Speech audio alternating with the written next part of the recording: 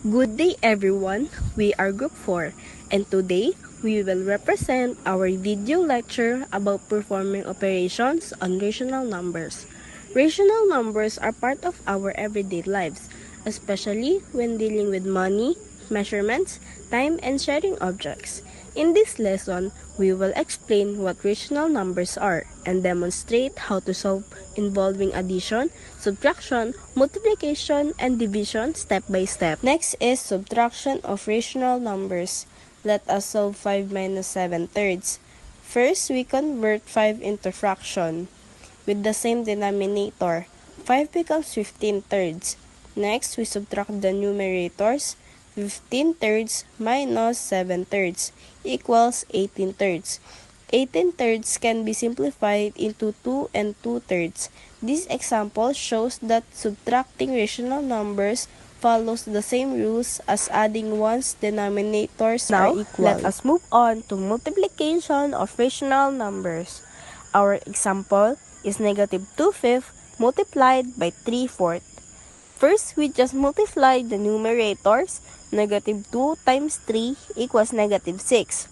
Then we multiply the denominators. 5 times 4 equals 20. The product is negative 6 over 20. Finally, we simplify the fraction. Negative 6 over 20 becomes negative 3 over 10. This shows that multiplying rational numbers is simple because we just multiply straight across. For division of rational numbers, we use the reciprocal method. Let us solve 6 divided by 2/3. First, we keep the first number the same. Next, we change the division sign into multiplication. Then, we get the reciprocal of 2/3, which is 3 halves. 6 multiplied by 3 halves equals 18 halves. When simplified, the final answer is 9. This method helps us divide rational numbers easily and accurately. Let us start with the addition of rational numbers. Our example is 1/2 plus 3/4.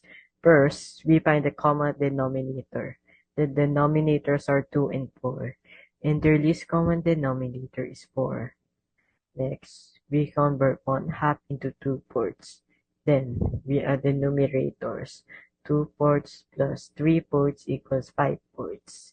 5/4 can also be written as 1 and 1/4.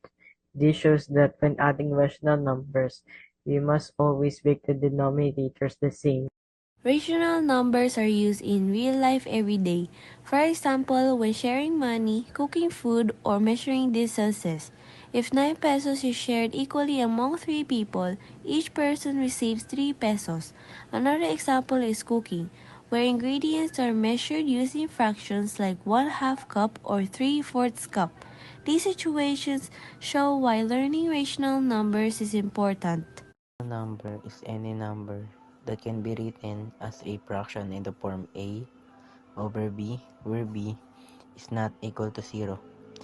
Rational numbers include fraction, whole number, and integers. Example of rational numbers are 1/2, 3/4, -5, 0, and 8. This number can be positive or negative and can be found in real-life situations such as prices, temperature, and measurement. To summarize, rational numbers are numbers that can be written as fractions. We learned how to add, subtract, multiply, and divide rational numbers by following the correct steps. This operation helps us solve problems in school and real life.